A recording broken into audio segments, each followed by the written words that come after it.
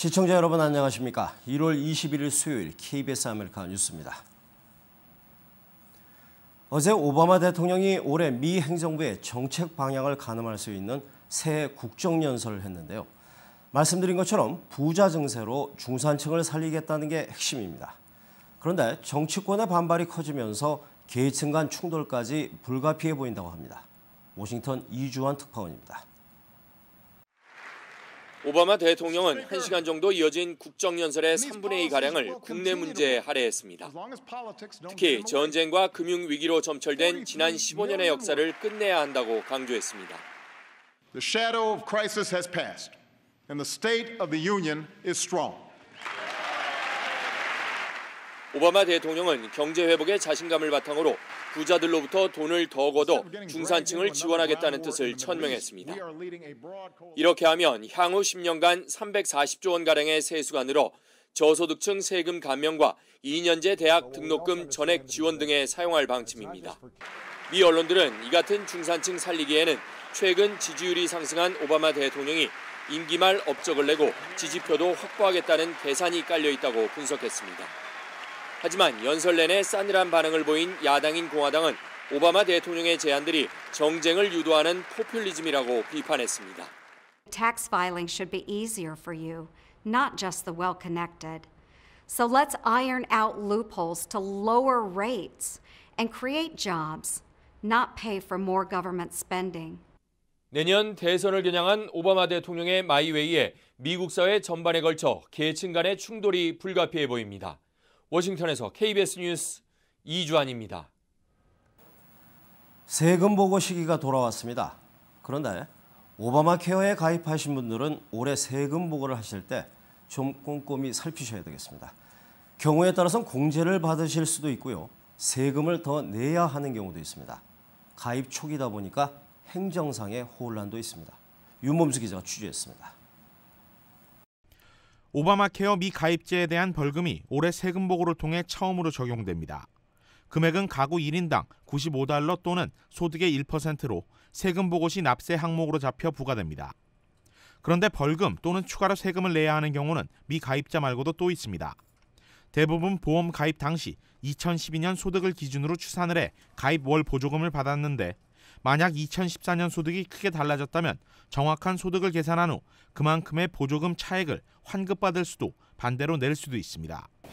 오히려 페널티를 내실 분들이 더 많을 것 같습니다. 왜냐하면 오바마 케어 제일 처음에 들으셨을 때 그 인컴을 에스티메이트해서 리포트를 하는데 에스티메이트는 항상 좀 작게 하는 편이라서 오바마 케어에 가입해 보조금을 받은 사람들은 이달 말까지 연방 마켓플레이스나 커버드 캘리포니아 등 관련 기관으로부터 세금 보고에 필요한 1095A 양식을 받게 됩니다. 만약 이를 첨부해 세금 보고에 활용하지 않을 경우 보험에 가입했더라도 미가입자와 똑같이 벌금을 받을 수 있습니다. 또 양식을 받지 못했다 하더라도 별도의 조정 양식을 제출해 보고해야 하는 것은 납세자의 의무로 이 역시 불이행 시 벌금 대상이 될 수 있습니다.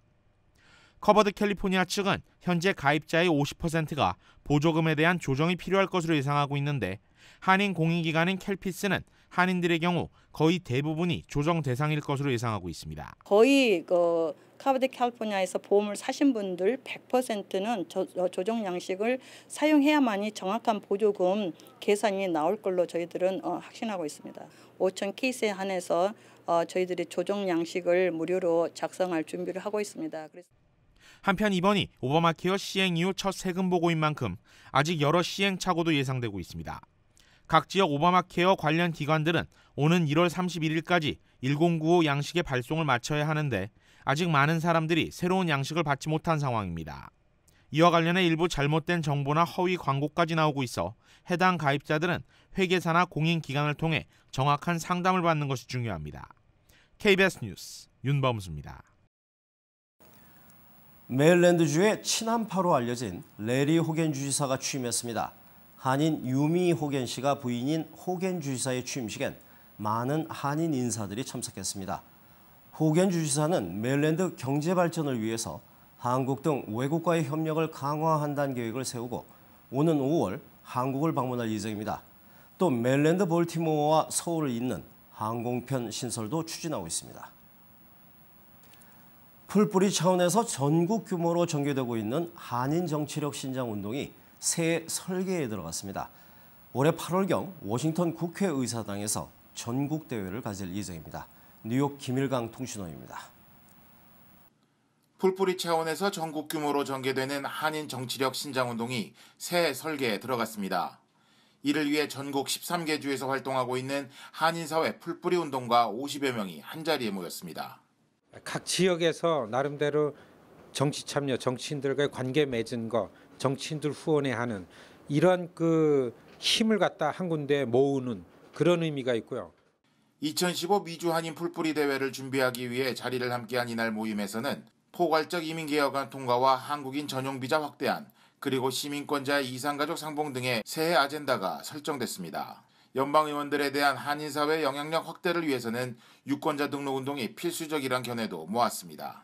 60% 정도가 유권자 등록을 하고 15% 정도가 실제로 투표를 했다라고 하는데 유권자 참여하는 거, 투표에 참여하게 하는 거, 다른 분들 투표하지 않는 분들 투표하게 만들기 위해서 노력하시고. 올해 미주 한인 풀뿌리 대회는 오는 8월경 워싱턴 DC 국회의사당에서 열릴 예정입니다. 지금까지 뉴욕이었습니다. 터키에서 실종된 10대 한국인 김목은 세계적인 관심을 모았는데요. 그런데 경찰이 이에 대한 수사 결과를 발표했는데 그 내용이 충격적입니다. 경찰은 김군이 SNS를 통해 IS 가담 의사를 밝혔고 스스로 터키로 갔다며 김군이 자발적으로 IS에 합류한 것으로 보인다고 밝혔습니다. 보도에 정현우 기자입니다. 김모군이 IS에 관심을 가지기 시작한 건 최소 1년 전입니다. 이때부터 500여 차례 관련 인터넷 사이트 검색을 했고 50여 장의 사진을 저장했습니다. 김군은 지난해 10월 IS 측 인사와의 SNS 소통에서 IS 가담 의도를 명확히 밝혔습니다. 김군이 IS에 가입하는 방법을 누가 알고 있냐며 가입하고 싶다는 글을 올리자 IS 측 인사가 터키로 가서 하산이란 사람에게 연락하라고 알려줍니다. 김군은 이 시대는 남성이 성차별을 받는 시대라며 페미니스트를 증오하고 그래서 IS를 좋아한다고도 적었고 출국 전날에는 이 나라와 가족을 떠나고 싶다, 새로운 삶을 살고 싶다는 글을 남기기도 했습니다. 실종 또는 납치 관련성은 현재까지 확인된 바 없습니다. 다만 터키 경찰 당국 등 유관기관과의 공조를 통해 범죄 관련성 여부를 계속 확인하겠습니다. 경찰은 김군이 터키 킬리스로 가고 싶다고 동행자 홍모 씨에게 말했고 킬리스의 호텔에서 홍 씨를 따돌리고 사라지는 등 주도적으로 움직였지만 실제 IS에 가담했는지는 아직 알 수 없다고 밝혔습니다. 경찰은 김군이 터키에서 현지 번호로 2차례 통화한 사실을 확인하고 터키 경찰과 공조 수사를 계속하고 있습니다. 김군의 휴대전화 번호로 전화를 하면 지금은 받을 수 없다는 안내음이 나오고 있어서 경찰은 누군가 충전이 가능한 지역에서 제한적으로 김군의 전화기를 이용하고 있는 것으로 보고 있습니다. KBS 뉴스 정현우입니다. 아이오와주에서 음주운전 혐의로 체포돼 경찰차 앞좌석에 태워졌던 피의자가 도망을 치다가 다른 차에 치여 숨진 블랙박스 영상이 공개됐습니다. 김한주 특파원입니다. 미국 아이오와주 경찰이 음주운전 용의 차량을 정차시킵니다. 차량 운전자는 술을 마시지 않았다며 경찰과 잠시 실랑이를 벌이다 곧 잘못을 인정했습니다. 경찰은 피의자에게 수갑을 채우고 순찰차 앞좌석에 태운 뒤 안전벨트를 채웠습니다. 경찰이 잠시 자리를 뜬 사이 피의자가 몸을 비틀더니 안전벨트를 풉니다. 이어 순찰차 문을 열고 잽싸게 뛰어나갑니다. 하지만 경찰의 경고를 무시하고 달아난 피의자는 다른 차에 치여 숨졌습니다. And that individual made that decision to unbuckle that seatbelt, try to escape, and he paid the ultimate sacrifice. 피의자를 뒷좌석에 태웠어야 한다는 지적에 대해 현지 경찰은 뒷좌석에 피의자를 격리 구금하는 시설이 없다고 밝혔습니다. Most states do not have cages in the back in state patrol vehicles. One of the reasons is that basically the patrol car that we have is our office. We have a lot of equipment that we carry. Over the years, cars are getting smaller. We need accessibility to that. 아이오와주 경찰은 지난해 11월 발생한 이번 사건의 순찰차 블랙박스 영상을 최근 공개했습니다. 로스앤젤레스에서 KBS 뉴스 김한주입니다. 장시간 앉아 있으면 심혈관 질환 등으로 사망 위험이 높아진다는 연구 결과가 나왔습니다. 평소 꾸준하게 운동을 해도 별 소용이 없다고 합니다. 박태서 특파원입니다.